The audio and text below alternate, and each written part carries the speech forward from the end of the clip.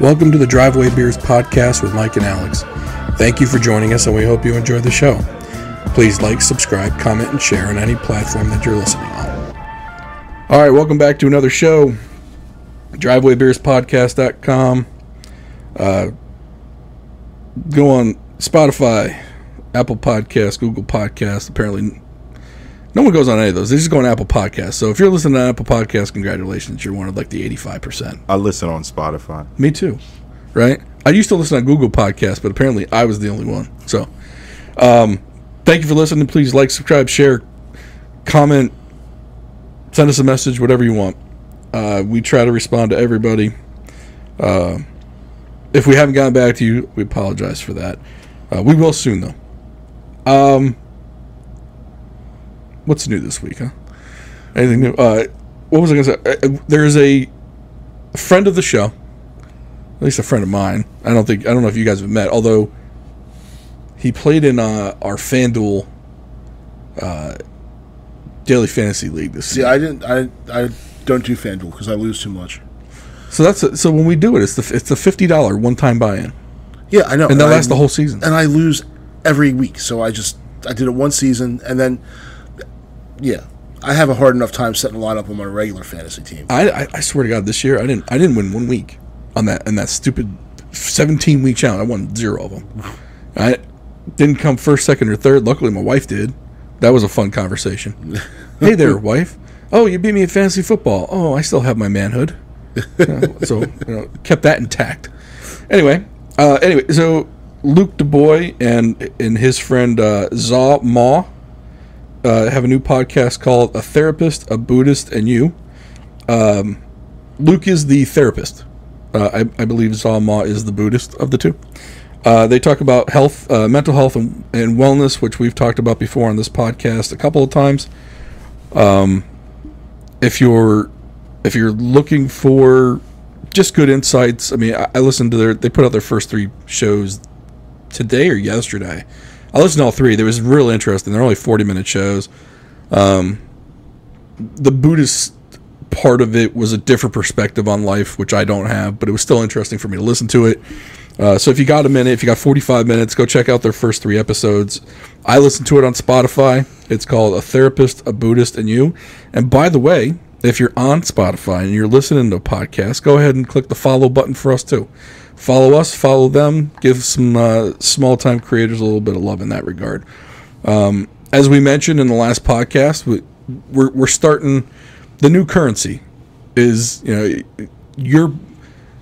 going to pay us for this content by clicking the subscribe button or the follow button. That's all we ask for. You click the subscribe button, you click the follow button, and you can listen to our entire catalog of shows. That's our contract. That's our handshake agreement between us and you as the listener. And I think everyone wins in that deal. So, A Therapist, a Buddhist, and You. I believe their website is recoverycollective.com. I think that's Luke's business site. Again, he's a therapist, an excellent therapist. If you're needing some help with your upstairs department. Now, we're going to talk about some people that definitely need some help in their upstairs department because these people this seems stupid as shit to me. And somehow Dana White got this approved or sanctioned through the Nevada Athletic Commission. And this atrocity of a sporting event is called powerslap. All right. Now, before we get into this, we are going to test out a whiskey tonight. We got 3 in front of us. We got Knob Creek 9, which we had the last 2 weeks. We didn't pull it out though. Krishan is with us. Chris, you might remember Krishan from a couple of our beer episodes. We did mental health with you too, didn't we? Or I think parenting. We did parenting, yeah. Okay, and you were also on the After Dark episode, which no one has looked at YouTube. Really? Yeah, 0 views. We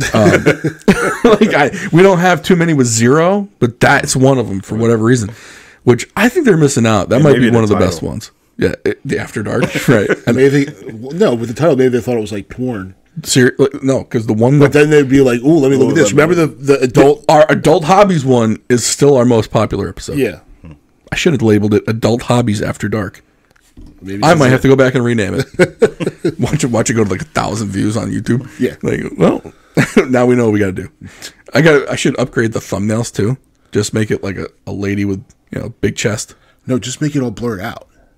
Yeah. What do you mean? Pixelated. Yeah. What, Like they pixelate do the on lady? Reddit. Pixelate the lady with pixelated. So it looks like it's like Why not just put inappropriate the- to see, and then people are like, "Ooh, what's this?" Why not? It'd be some random photo with the chest hanging out. Everyone's gonna click on that. Yeah, or you make it blurred out so they can kind of. I think that's a tit. Well, but I'm not sure. So you're talking like 80s Yeah, Skinemax. When Trying to you look didn't through have the You're the- trying to look through the wavy line. Yeah, when you didn't have the channel. Yeah, Let the curiosity kill the cat. All right, Yeah. I got you. All right, maybe I will. Maybe Right. I'll see if I can get my artwork skills up. like everyone wants to look at the forbidden fruit, and it's just us. Like everyone else is doing clickbait on this shit.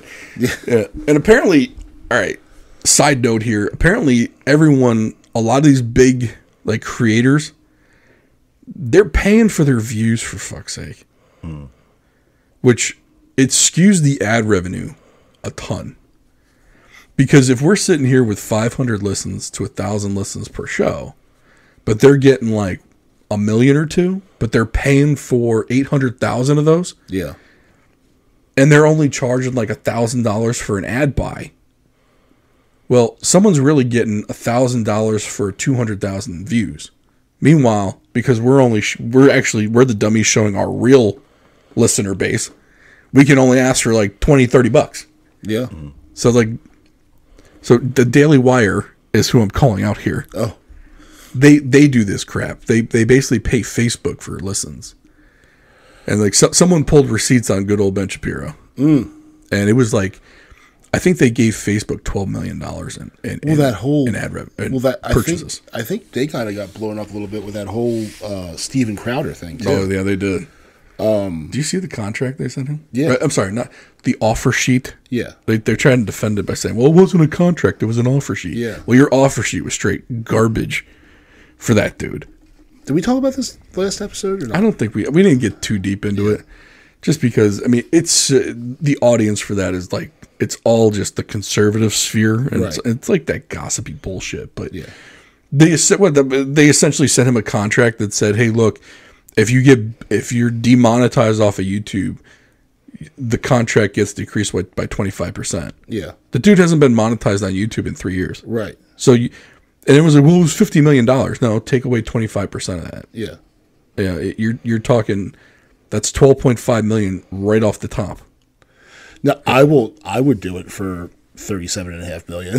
Oh, don't get me wrong. I would keep like this show. I'd cut the swear. This would be a clean show, Right.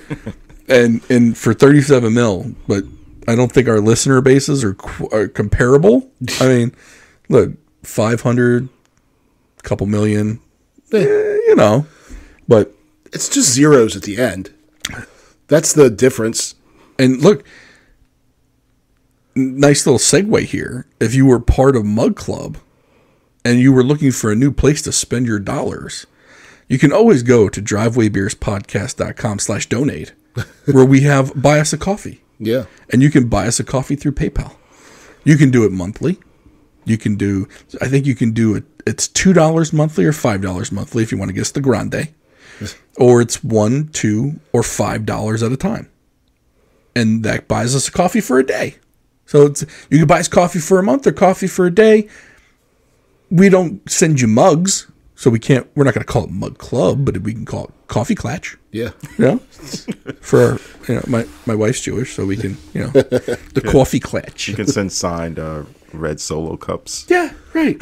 Yeah. Hey, you know what? Not a bad idea. Although it probably costs us more in postage than we get probably in would. donation. So, tell you what, the one that we could do, I'll sign the Solo cup, and I'll put it in the corner. So you'll be here with us every time. Exactly. It's like you're here. We'll pour one in there in memory or in honor That's right. of the listener. Speaking of pouring one out, let's get to the bourbon. Which guest choice, Krishan? You choose which one.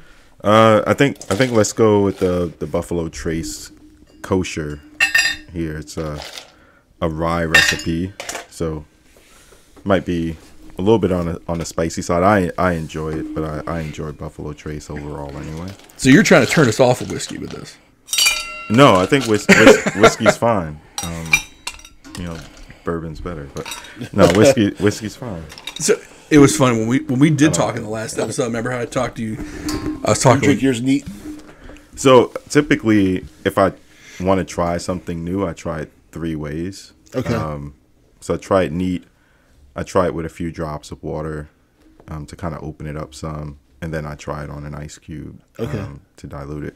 And there are some that I like better, like in an old fashioned or some other mixer. Some that I just like neat straight up. But yeah. So I always put it on ice, and then but I drink it real quick. Like I have a sip real quick. Yeah. So it's kind of like. I try and get past the initial burn. Like the initial sip for me. May I use this one? Yeah. I try and get past the initial sip. So the second sip for me is where I'm going to try and decide whether I like it or not. I'm not sure if you're going to like this one, Alex. That bad, huh? It's got some heat. Is it bad heat though? No, I enjoy it. So the thing I like with the Knob Creek is, there's a little bit of heat delicious. to it. But there's some flavor to it. Remember, like when we were talking about the old Forest 36, I really like that one because it doesn't burn going down. Like there's no burn to it. Mm-hmm. But the one knock I had on it was that it didn't have much flavor to it. It tasted like a watered down whiskey. So I'm looking forward. Like if this has got some flavor to it, I'll probably end up liking it more than I thought. But if it's spicy, it's spicy. I don't know. We're going to try it out. Yeah. But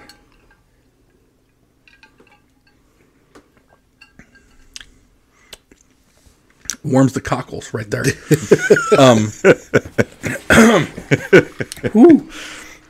But see, I'm not going to judge on the first one. I'm going to wait a little bit. I'll take a second one. Let it open a little bit. Because I feel like when you take that first sip, it's just getting your mouth ready for number 2.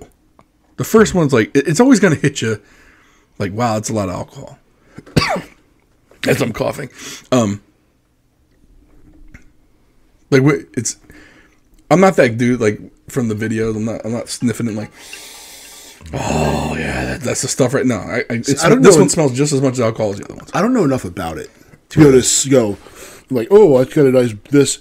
So my wife works she works part-time at a restaurant like in the summers, and they do wine presentations there. Yeah. And like these idiots, like they take the cork and they like smell the cork. You're not supposed to smell the cork. You're supposed to look at the cork to see if it's going bad. It's good. Yeah.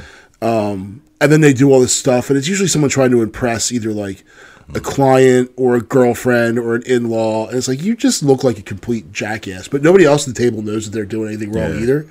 So they're like, "Oh, this guy must know what he's doing because he's like, smelling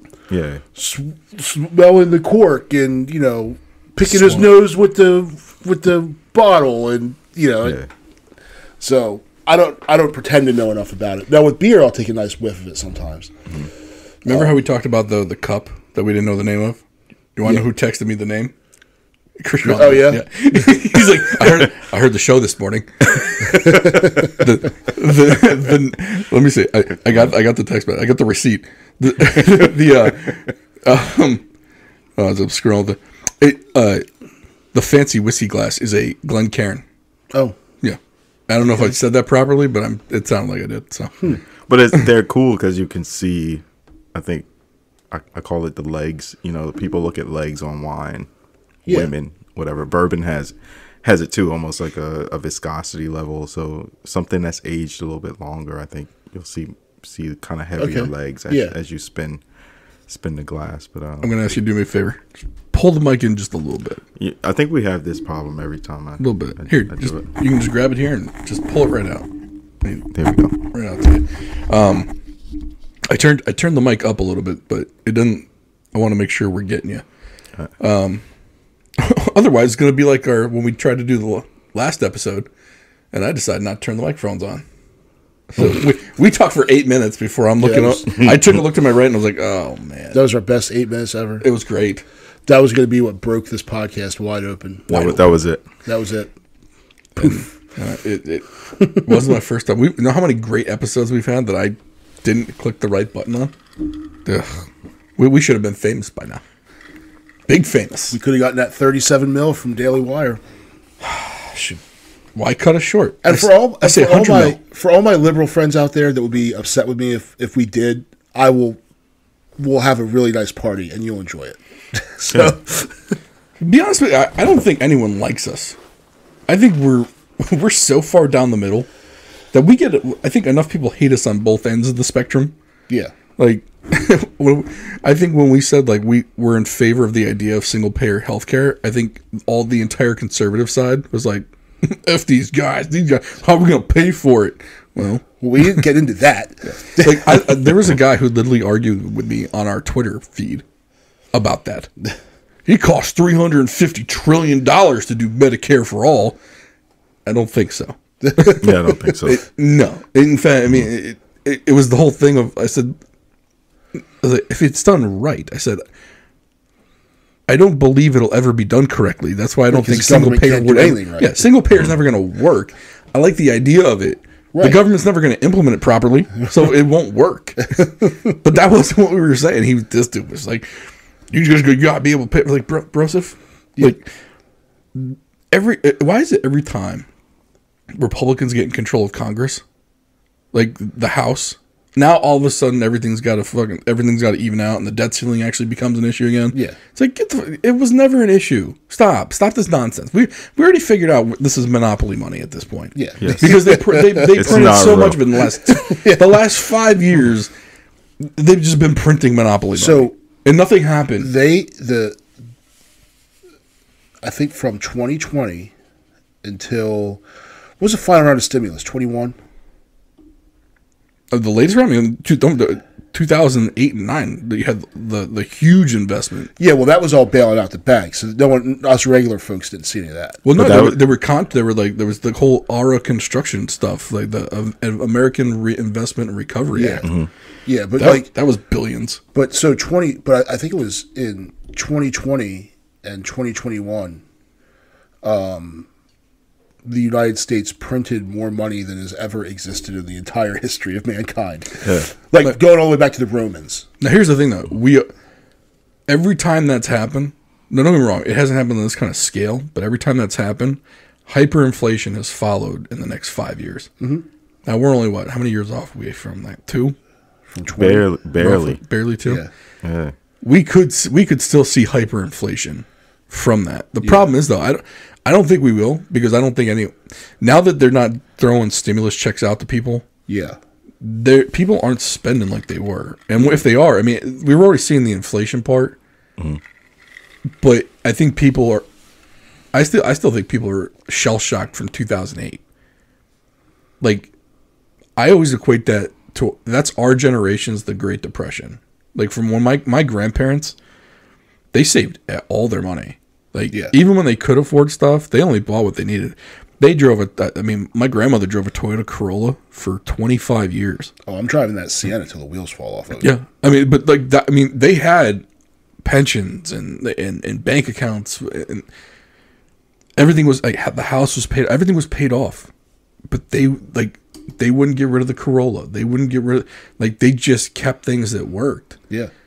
And I think that was from the Great Depression for them. Yeah. And for us, that 07, 08, 09 and beyond, I think that was our era of it. And it kind of taught our generation, like, oh, okay.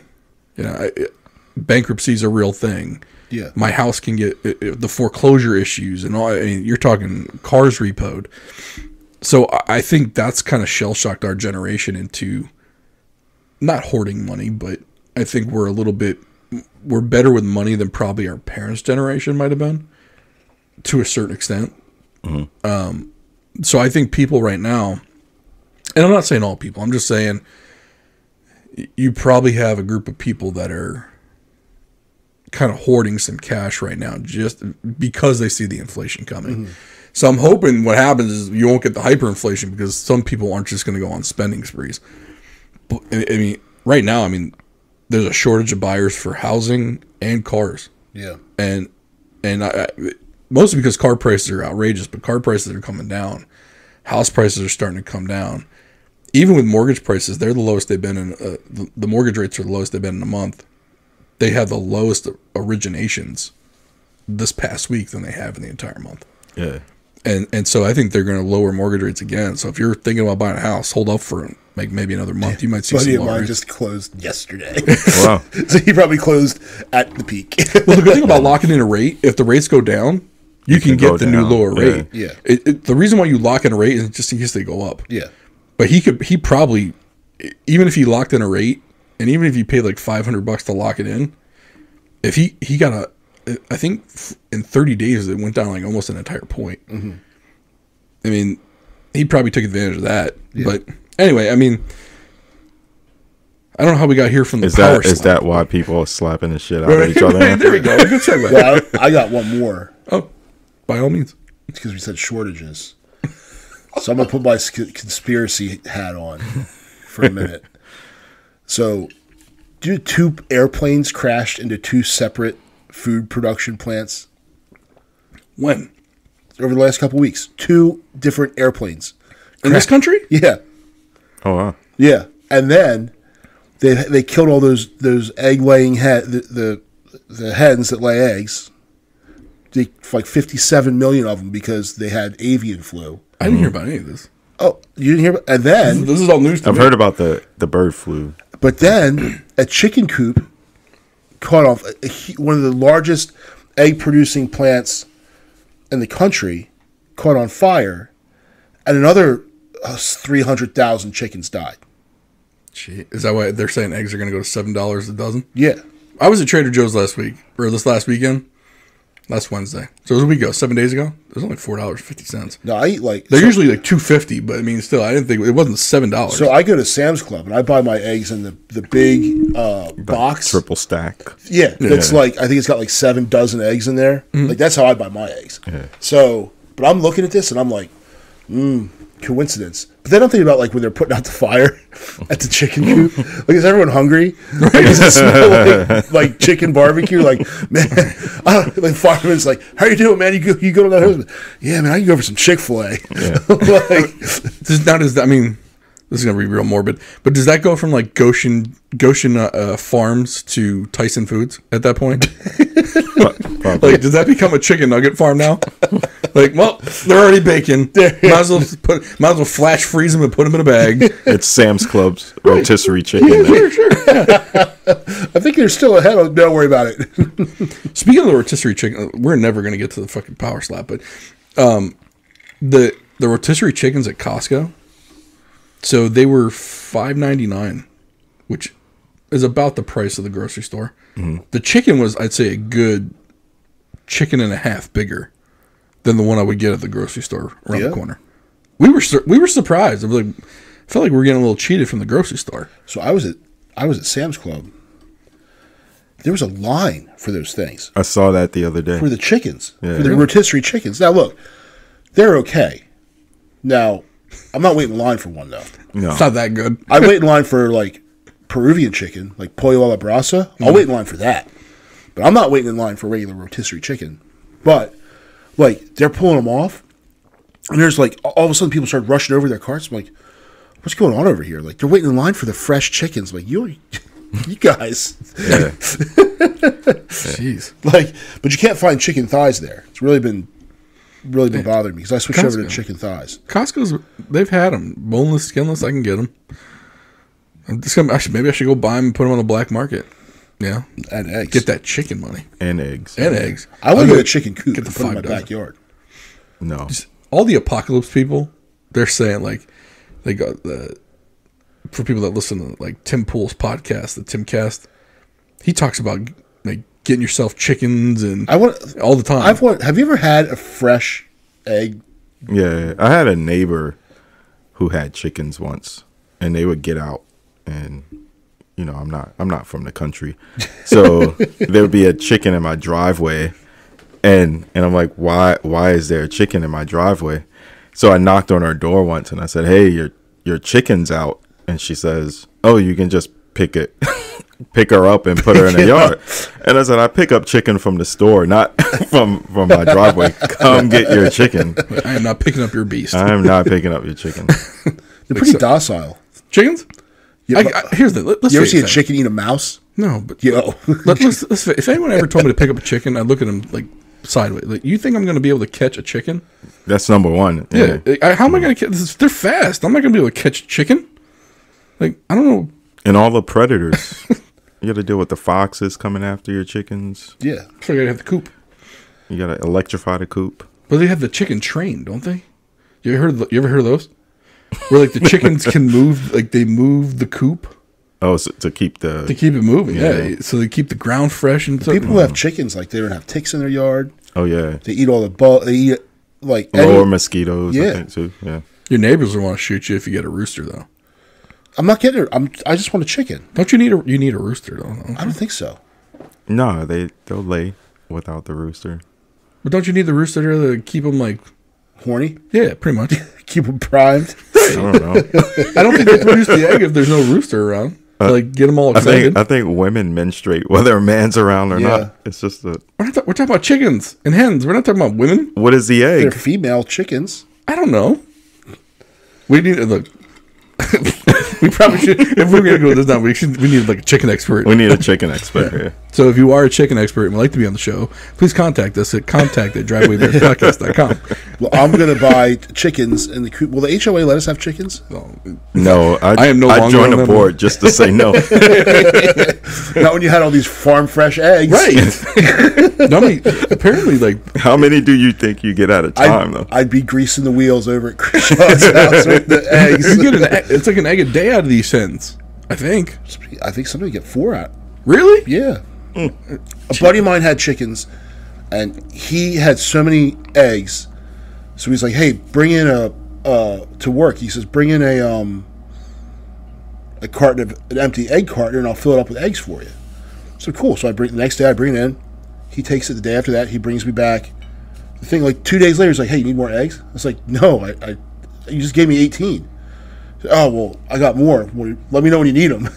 So, yeah. All right. Yeah, no, Google says egg-laying chickens lay up to 1 egg per day at their peak. So at peak fertility. Right, so I'll have 12 of them. So I get a dozen a day. Right, then you get a dozen a day.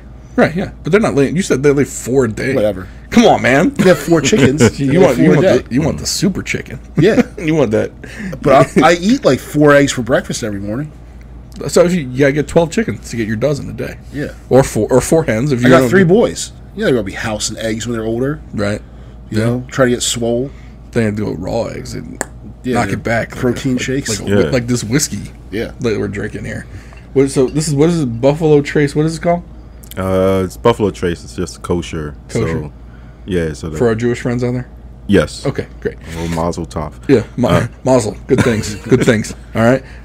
Actually, second sip of this was much better than the first. Yeah. Like this was.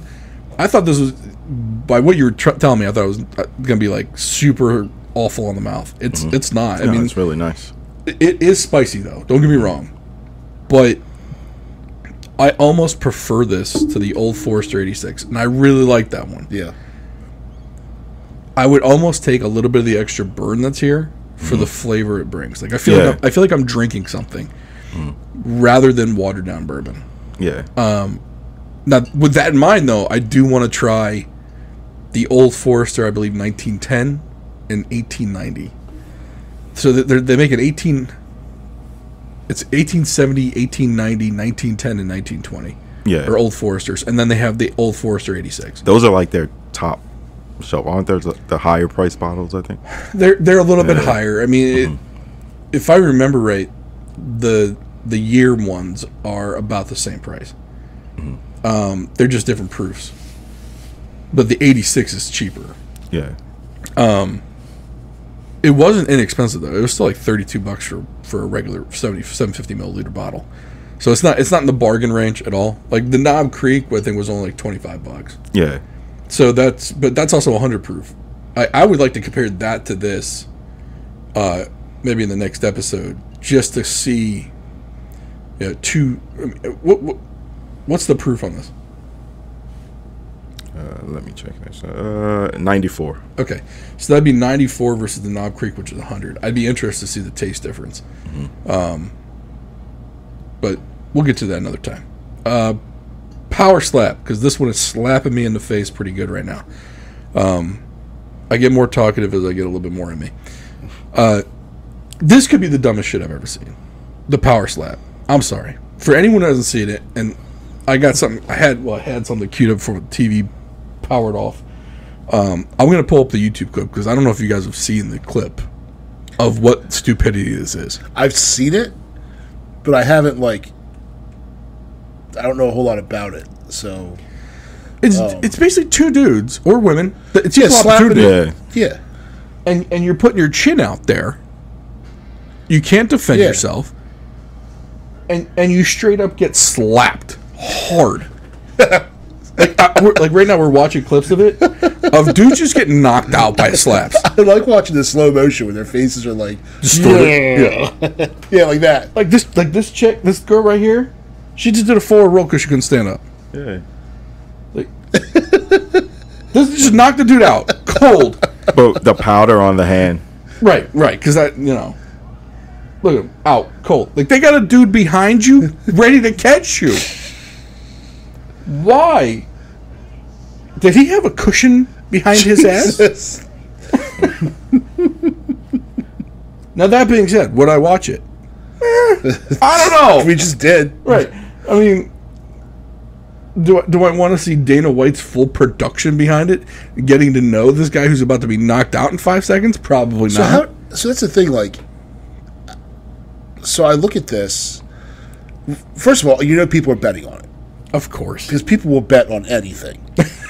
And then, I'm like, what? The round lasts. I mean, it's a slap, right? Yep. So you watch it, and you're thinking to yourself, how much fluff can they put into this to make it last? How long is one of the MMA fights? Hours. But there's several fights. Yeah, I mean, you have a prelim card, a prelim card, and then the main card. Each card has about 5 fights on it. So you're talking about 15 fights. Right. But those are legit fights. Well, yeah, but someone could defend themselves. Yeah. Yeah. These dudes, it's one slap and you're out. Yeah. If it's a flip a coin to see who goes first, why don't you just flip the coin? Right. I mean, at that point, you know who won. So I was trying to read up to just kind of study up on this. So after I was cleaning up the dishes for dinner, I'm watching some of the videos, and they had Dana White's on there, all jacked, and then they're talking about this dude from Missouri who's never lost, and he just walks out, but he's not an athlete really. He's this kind of dumpy looking dude that comes out, and I mean he looks about half inbred. About half. What's full? Yeah, I love how you had a percentage for it. Yeah, it's 50%. Yeah, full.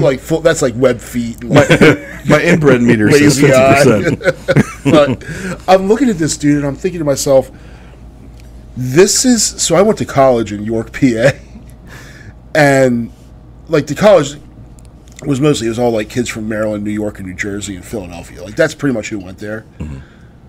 But then you'd get out away from the campus, and you'd have the townies, and this looked like some townie stuff, you go to one of the bars, we're tired of the college parties. Let's go to a bar away from campus, and you get there and you're like, we should probably go back. Right. They got tired of tipping cows, so they started slapping each other. You walk into the bar, you're like, we don't belong here. Yeah. But I wonder what the training is, though. How do you train and prepare? A lot of core work. Yeah. Well, this guy from Missouri, I think he spent most of his time drinking beer. Right. Well, I didn't say what kind of core work. Yeah, I guess it goes to the core. 12-ounce curls gets to the core. Yeah. But how do you train to get smacked? Do you let people slap you in the face? Right. I mean, I guess you could work on you work on the core, you work on your rotation to get the slapping part down. But what do you do to get your jaw ready? Yeah. Because for anyone who just please go on YouTube You can stop the podcast right here. Come back. But go on YouTube and just search into YouTube Dana White power slap to see, like, this is not like, you're not spanking your girlfriend's ass. Yeah. This is basically a punch because you're using the palm, like the bony part of your palm, and you're hitting right behind the jaw. Like, it's like you have a free shot to hit someone right on the button every time. And I mean, with enough torque, you're basically dislocating someone's jaw. I mean, in that clip, we saw probably 3 people get knocked out, like out, like not getting up. Yeah. You obviously can't train your jaw to take that. You either can or you can't, right? Right. But then, there's some research and some people have hypothesizing that the more shots you take to the head, the less you're able to take. Well, like Tua Tagovailoa. Yeah. My man, I'm surprised he can walk. Yeah. After the shot. I mean, he had that fencing maneuver up. Yeah. Yeah. Like, that was scary. Yes. Yeah. Like, you need to stop playing football. Like, they're talking about him coming back next year. Stop. No, I think he should be done. He needs to be. Yeah. Like, you got 3 concussions in a year. You are now prone to them. Mm-hmm. Stop. Yeah. I mean, who was it?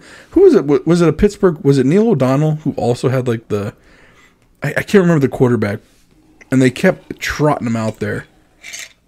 And I mean, this is one of those things where, like, don't call it power slap, just call it Dana White's power CTE. Like, just call this what it is. Yeah. Because you're gonna have CTE if you got three bouts CTE in there, for the everyday man. Yeah. Right. Yeah. Yeah. I don't understand what, like, are people that in need of their 15 minutes of fame that they're going to let someone just slap them like that? After, I think you go and you see like, oh, this dude's never been defeated. He's going to knock you out. He hasn't lost a coin flip to go second. Yeah. That's why. Like, this dude, if you take it, you're going to get knocked out. Why would you? Okay. Like, and people joke like, oh man, you give me the loser's purse, I'll get in the ring with whoever. But that's like one time. Yeah, that's one time. Do you know what the if you're not the main event on a UFC card, do you know what they're getting? Like, when they list fighter pay for like the prelims or the prelims, which is probably similar to what these dudes are getting paid. Oh, those dudes are barely getting money to get there. It's 10 G's. Yeah. You're getting 10 G's to basically scramble your brains. Yeah. For this. And that's if they're getting paid 10 grand. Yeah. I'd say the highest dude, and how he became the highest dude, I will have no fucking clue. 20 grand? Yeah. Oh, we'll put you on TV. You can make your money that way. I mean, that's coming from 3 guys talking to a microphone. But we've said this from day one. We might be the only people talking into a microphone that never want to be famous. Right. If no one knows who I am, great. Yeah. I like obscurity. I love it. Like, if what was the old joke was like, we were going to do video on this. Yeah. Like, there's no video coming to this. No. I should never say never. I'll Justin Bieber it and never say never. But you know, for you ladies out there, that's a nice little drop, little name drop for the believers, if you will. Believers. I got a feeling I'm heading toward that, like that kind of that teenage. Like, it's not Justin Bieber anymore, but it's gonna be some other. My house is K-pop. There we go. It's probably gonna be that guy. I'd rather have it be Justin Bieber than K-pop. K-pop bothers me. Like, it's like they're so pretty. They got like it's kabuki makeup. Yeah, why are you so smooth? Right, because it's makeup. Yeah. It's like that white kabuki makeup that they use from like for anyone who knows the geishas. Yeah. Like they're trying to make boys look like women a little bit. My kids, they're I think they're out of the K-pop phase now, but they were so into it that they were, translating the songs. So my daughter had a notebook of like Korean words, and she was trying to learn she was teaching herself how to speak Korean so that she could understand the songs, which I was like, oh, that's hey, you're learning something. Learning a skill. Yeah. But I mean, I kind of hope that my kids go down like I shouldn't. I don't even want to go down this route. But like the John Mayer wrote. I prefer Biggie and Tupac. Right, but those weren't like go old school. But those weren't like those weren't the teenage. The teeny boppers weren't for girls. Back then, it was New Kids on the Block. Back when Biggie was around. Yeah, my sister didn't have Biggie posters on her wall. No. Like Biggie and Tupac was mostly for the dudes, and like Junior Mafia, Lil' Kim, like those were for the guys. Like the girls back when I was in high school and stuff, it was New Kids on the Block, NSYNC. It was like the boy bands, little Backstreet Boys, and then who were the British kids that were like Harry Styles? Yeah, what was that group? Name? One Direction. One Direction. Yes, there's always going to be a boy band out there that these girls are going to gravitate to. In this the generation K-pop, sure. I hope that phase runs its course because that's just creepy to me. Like. Guys, just be dudes. Like, it's huge. It's not going anywhere. But if you look back through all of those the boy bands, right? So let's take it back to. I'm not going to say the Beatles, but I mean they were kind of the first. Well, Elvis, Beatles, like that genre. And then for like our generation, NSYNC, Backstreet Boys, the other one, 98 Degrees. Yeah, let's not leave them out. They're all boys, but they're not threatening. Right. Mm-hmm. You know what I mean? They're not masculine men. They have a certain appeal. Right. They have the one bad boy, but even the one bad boy like doesn't even have a beard or anything. He just wore a cutoff shirt. Yeah. Right. And black leather. Right. You know what I mean? Like, but I think too, and I could be wrong, but I think to a pubescent girl, that non-threatening, like, oh, they could be my best friend, right, and all that sort of stuff, like that appeals to them, and that's why they get so much traction. Where, like, they're not going to be listening. Like James Hetfield from Metallica is not getting the same rise out of him because, like, that's a dude. You know what I mean? Like, or the guy from Disturbed, like, right, that guy. Not that they're going to listen to that kind of music anyway, but it's still like those are like, they're seen with deep voices and there's anger and it's like hyper masculine. Like they're not going to be into that because they want it to be a boy, but they still want it to be like, oh, this could be my best friend, right? Maybe. Well, even parents though, aren't parents a little more comfortable because these guys are not 18, they're like 30, yeah, and it's like, oh, okay, my teenage girl, my daughter can have this poster or like this guy because they're I don't like to say soft, but they're soft. Yeah. Vice the fact that it's a 30-year-old man that you're right. Your 14-year-old is. To be honest with you, and I don't know if you feel the same way. I'd rather my daughter date like a soft dude that she can just beat the piss out of. Like a beta? Yeah. Like that way. A beta. like here's the thing. I know like she's not gonna be in trouble with that dude. Yeah. Like he's the one in trouble, right? So you want your daughter to be the bad influence on him, kind of. So I don't know. I don't know how I feel about that now that it's out in the open. But you put it that way. Now that I've said it out loud, at some point, like I don't want. The weird part is like I don't want her to date someone like me. I'm an asshole. Your future son-in-law is gonna like listen to these archives one day and be like, he always liked me. It's like, yeah, because you're soft. Because you're soft. Hey, dude, the future dude. Yeah, you're soft. Look, man. That's why I'm always shaking your hand, saying hi, because I love you so much. Because you're soft. His handshake was so firm it hurt my hand every time. You know what? Do you even lift, bro? Right. You're 2 shades away on the testosterone scale from having tits and something else. Like my daughter's almost a lesbian because of you. my wife's gonna hate this. Putting it out there anyway, though.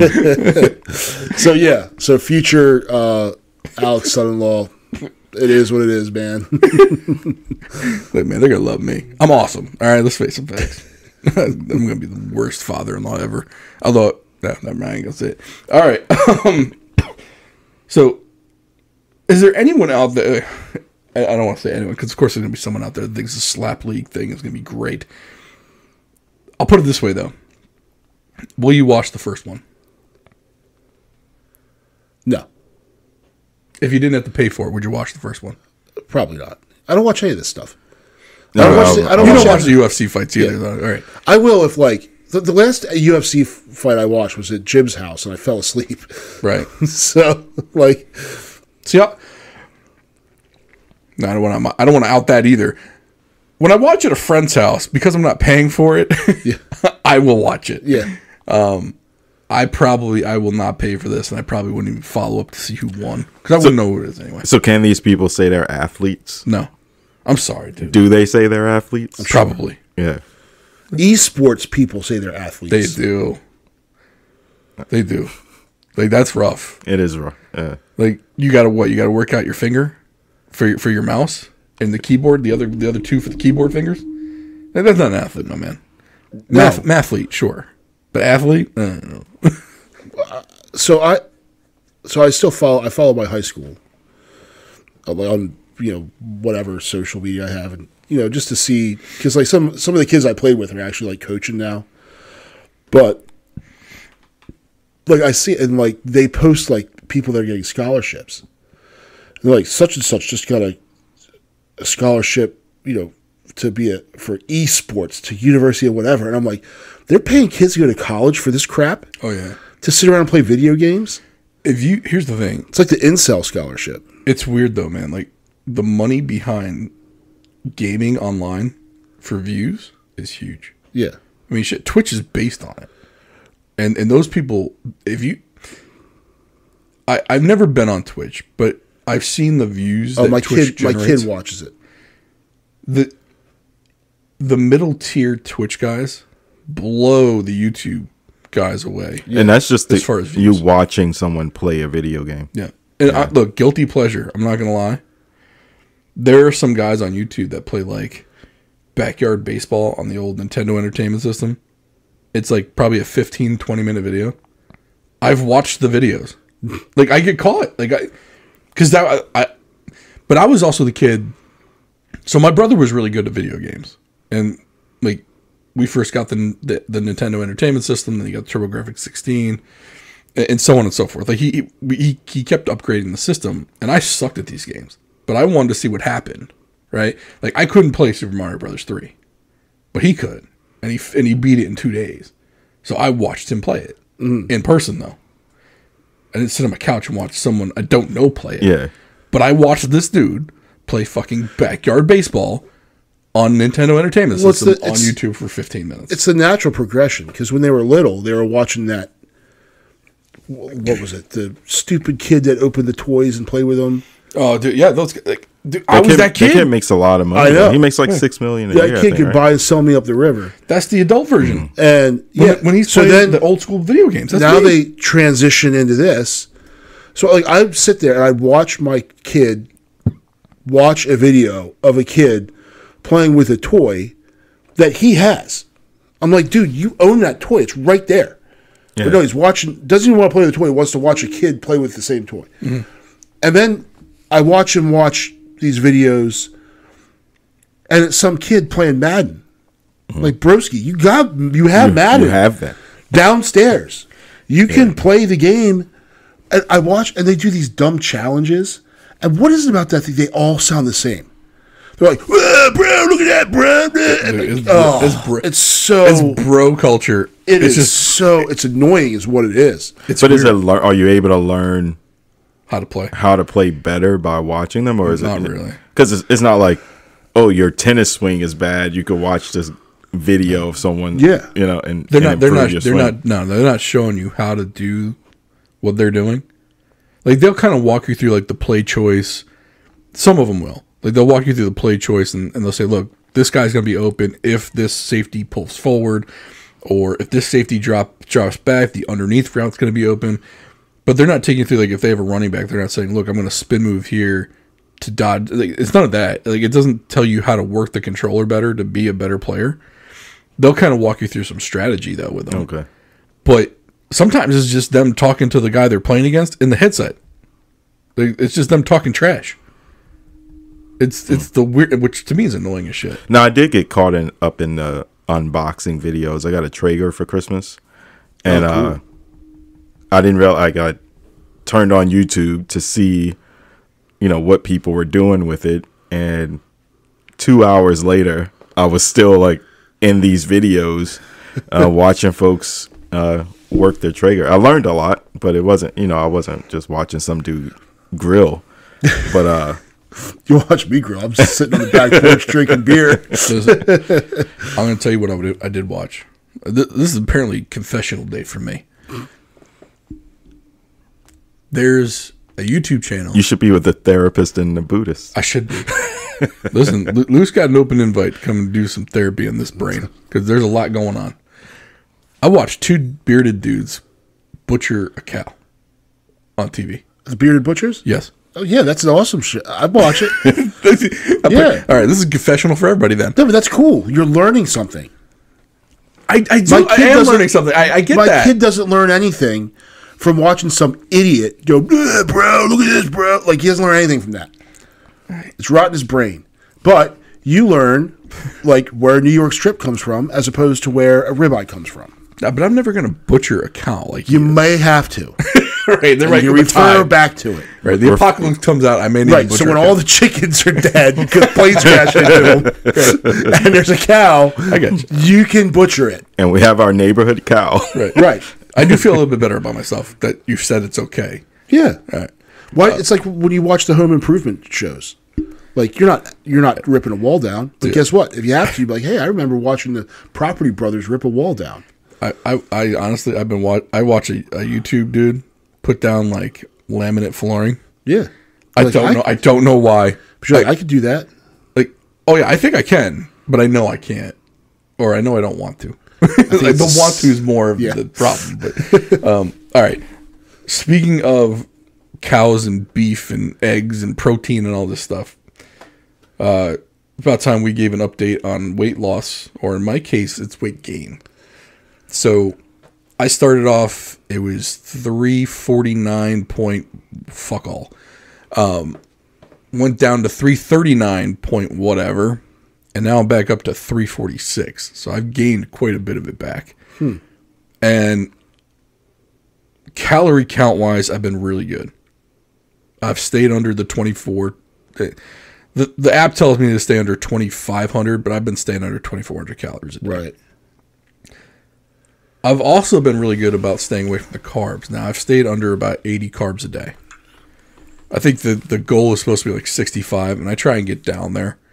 But for the most part, I haven't touched over 80 in three weeks, I'd say now. I am not getting the protein, though. Like I'm supposed to hit like 200-something grams of protein. And I'm probably in like 150 range at best. And the fats, I'm hitting about where I should. I'm within 10 to 15 grams of fat every day. So at this point, I'm going to give this still another go for another week.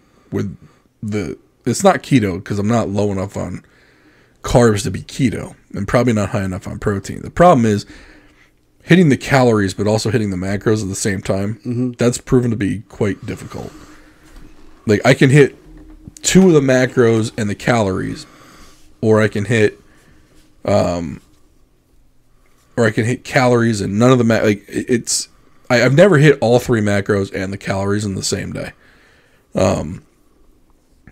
So somehow the weights come on. I got us the second testosterone shot. Mm-hmm. The third one I got a call, but I think I'm going the end of this week. You actually go and have them do it? I do now, for now, yeah. Okay. It's still the 200 milligrams of the testosterone, Sippy something, whatever. Testosterone Cipionate. Yeah. I got to go this Friday for a glucose test, the glucose tolerance test, which is basically you go drink this sugary drink, and then every hour you get your blood drawn for 3 hours. Mm-hmm. So I got to go sit in this office for 3 hours, and then I got to do... I got to go do a poop test for pancreas function, I suppose. And then he should have all the information he needs, the doctor should, to figure out what's going on. My thing, like, if I do this for another week where I keep my carbs under 80, I mean, he might come back and say, look, you got to stay under 60.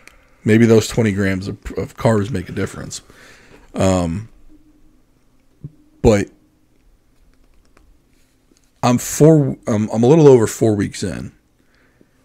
My greatest weight loss was 9 pounds, maybe 10. Mm-hmm. And then I gained about 6 of that back. To me, water weight alone should have put me down and kept me down 10. So something chemically or chemistry-wise, I don't think is still right. As I'm drinking whiskey, right? I mean, I haven't been a choir boy. I'm not going to say that. But calorie count, it's. I mean, I was probably taking in like 3,500 calories a day before, at least, right? So that could have led to weight gain.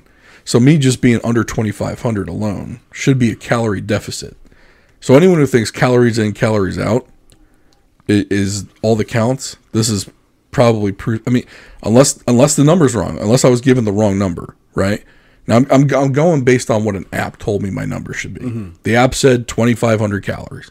Okay, so that's what I followed, and initially it worked.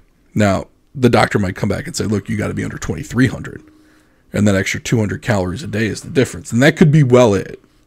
But yeah, I got to figure something out because it's mentally it definitely took a toll when I weighed myself Monday morning. Oh no! And I was back up to 346. It's like I've basically been altering my entire diet for 3 pound weight loss total over a month. That, I mean, I'm like, don't get me wrong, I'm sticking with it. Yeah, but that can be defeating. What is average though? Is it like a healthy pace? Is what 5 pounds a month or something like that? Between 1 and 2 pounds a week. Okay. So even if I had gotten through the first 30 days and had been down 8 to 10 pounds, I mean, for someone my weight, the weight loss should have been more significant than 2 pounds per week, especially in the beginning because of water weight loss. That usually kind of boosts everything. I mean, everyone wants to watch The Biggest Loser. The first week they lost a ton of weight. Oh yeah, and it's all water weight. But if I had gone the first 30 days and lost only 8 pounds, I still would have thought that was successful.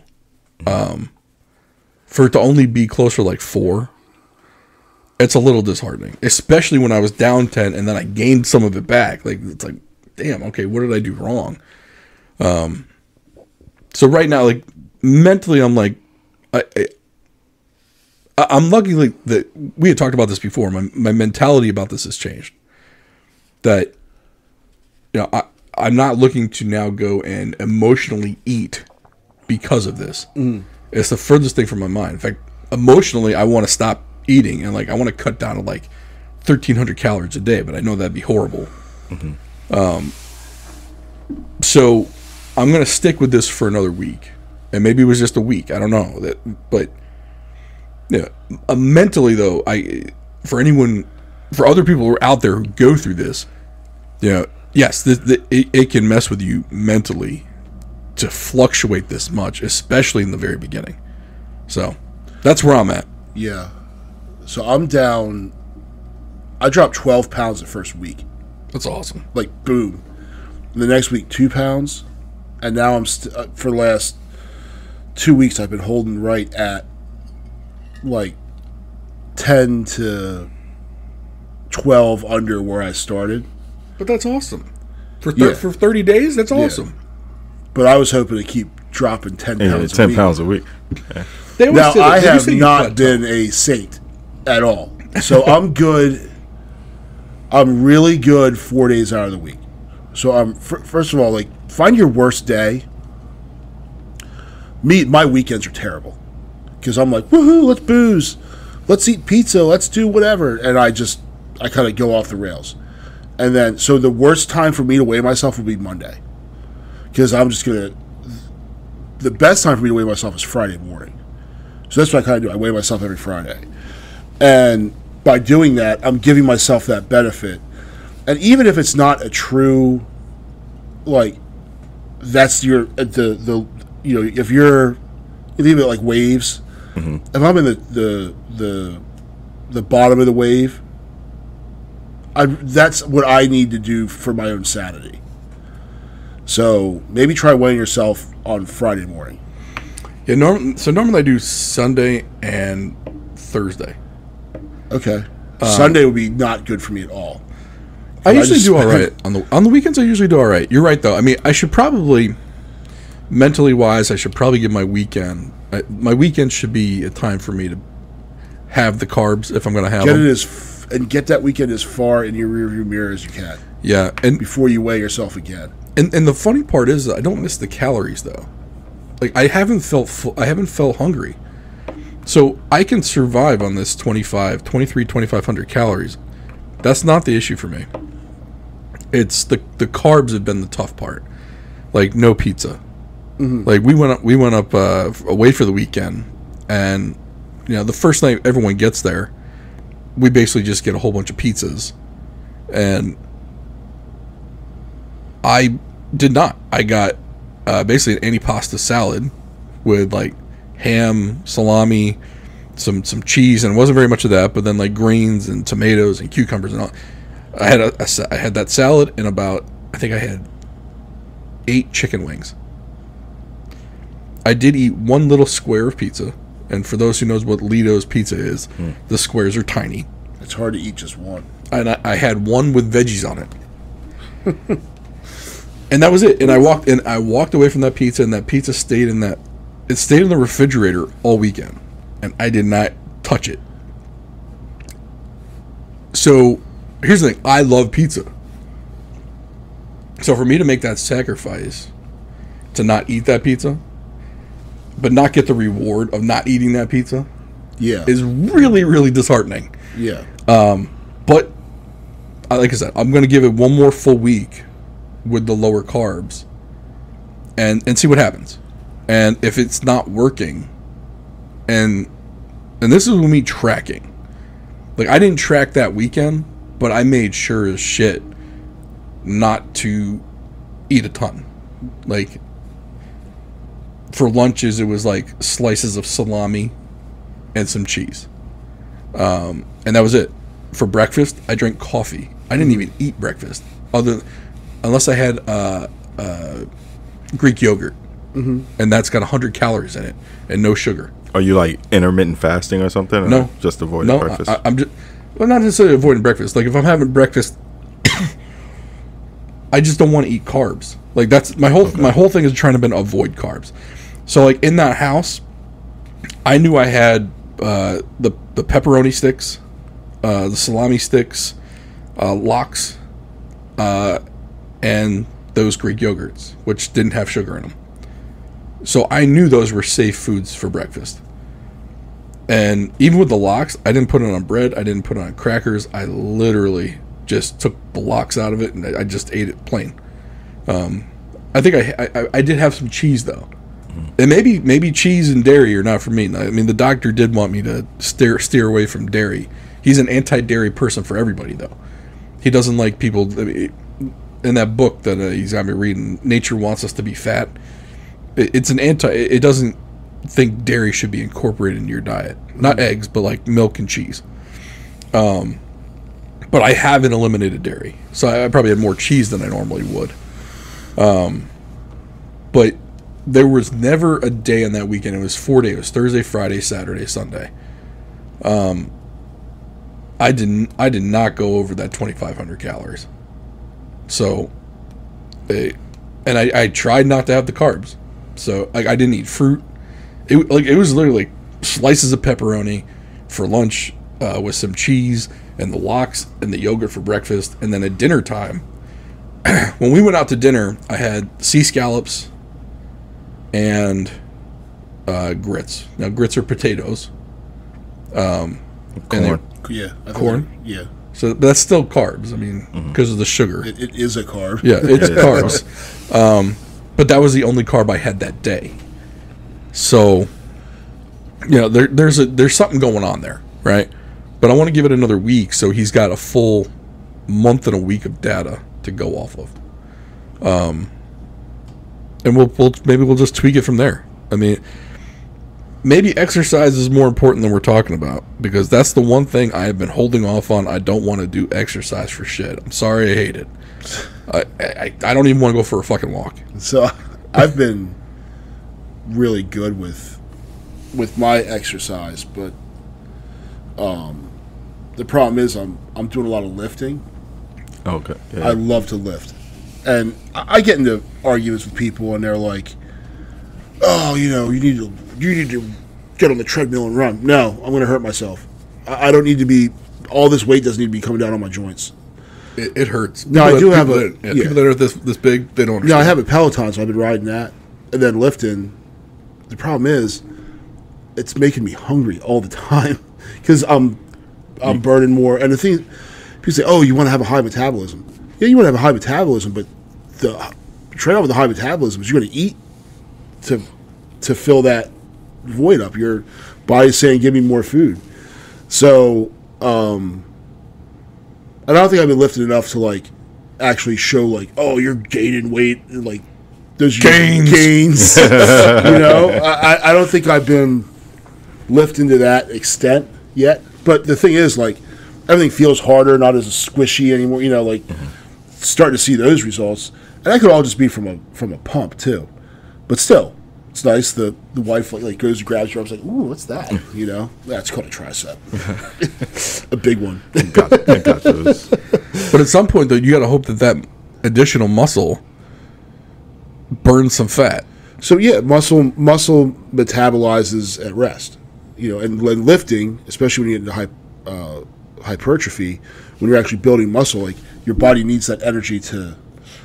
And I've always said, I don't care if I weighed 500 pounds but was, 8% body fat, I'd be good with that. Yes. I probably couldn't walk through a door the right way.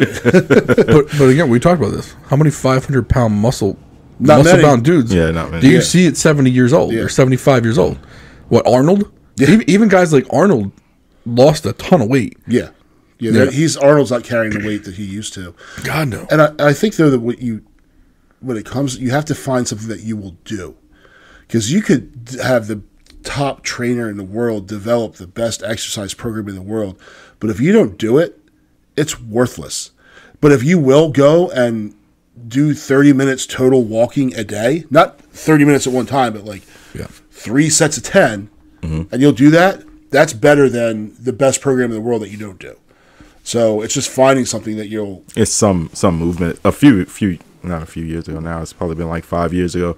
I did a program. I wanted to just change how I ate and drop some weight. So I did I think it was an 8-week, 12-week program. One that the calories at the beginning were way too low. I think I was at like 1,600 calories a day. I was starving with exercise in there. So at the end, I only dropped like 17 pounds at the end of 12 weeks, which I was like, this was way too much sacrifice for, at least in my mind, for the amount of weight that I lost. But the movement part was huge in all of it, because like I think it was more about me exercising than eating. Yeah, then maybe that's got to be the next step. Is like, just got to suck it up and go, just take a walk. Even if it's not a big walk, go, if it's 5 minutes, fuck it, it's 5 minutes. Just to move my arms and legs and do whatever. I mean, who knows? I mean, like I said, one more week with just the diet, or not dieting, new eating regimen, whatever you want to call it. You can join the one guy that's been walking the neighborhood for the last 3 years. There's a lot of them. There's quite a few. I mean, shoot, you got, I don't want to name names, but Jared's neighbor, the guy across the street. Yeah. He walks every morning. Shoot, even Jim. Jim walks his kids to school. I don't walk my kids to school. I drive them the short distance in. So do I. Jim drives to the front of the neighborhood and walks from the front of the neighborhood just because he doesn't walk from. He'd have to. It's probably double the mileage if he would walk to the front. And that's just all uphill. Yeah, that sucks. So I walked here tonight. Did you? All right then. But it's all uphill. Yeah. I hate that stupid hill. I hate hills. I know. Can I just walk flat, straight? No dumb hills. I need to live in like North Dakota. Yeah. That's why. Shoot, man. That's why I would drive to Warner's house when we went to go watch Caps games. Well, that thing was. He lived on a ski slope. Yeah. It's in the neighborhood. It's not even out of the neighborhood. Our neighborhood is like, Like, I think strange with how many hills there are. I could hit his house with a golf ball. Right. Well, you literally had to go up a hill and then down the hill and then get home. Oh yeah, you do. It was literally uphill both ways. Yeah. Yeah. Well, for me, it was going to be uphill, 3 uphills just for me to get there, and then 3 uphills to get back. And your street has a little uphill. It does a little bit. Yeah. So, but that's the update with the weight. We'll do another one in another 2 weeks. We'll let you all know. Hope you enjoyed the show. Again, check out A Therapist, a Buddhist, and You with Luke DuBois and Zal Ma. For help with your mental health and wellness, which we talk about a lot in this show. We should probably hit that up again sometime soon. We haven't talked about that in a while. But again, please subscribe, comment, share. Again, that subscribe button is our currency with you. You click that subscribe button or the follow button, and you are free to peruse all of our content. That is our transaction with you. We appreciate you listening. Have a great day, and we'll see you next time.